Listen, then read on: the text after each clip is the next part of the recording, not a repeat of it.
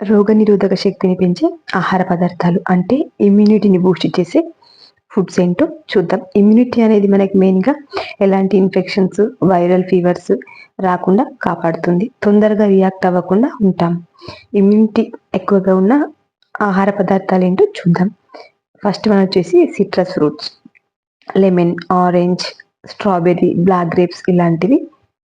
Next వచ్చేసి broccoli, garlic, వెల్లుల్లి అంటారు కదా అది, స్వీట్ పొటాటోస్, చిలగడ దుంపలు, యోగట్, పంకిన్ సీడ్స్ అంటే గుమ్మడికాయ విత్తనాలు, ఎగ్స్, పెప్పర్స్, పెప్పర్స్ అంటే బెల్ పెప్పర్ అంటారు కదా అది, ఎల్లో పెప్పర్, రెడ్ పెప్పర్ అవి, పపాయ.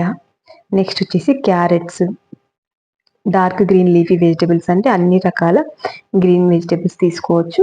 జింజర్, లెంటిల్స్ అంటే చిరుధాన్యాలు ఉంటాయి కదా అవి.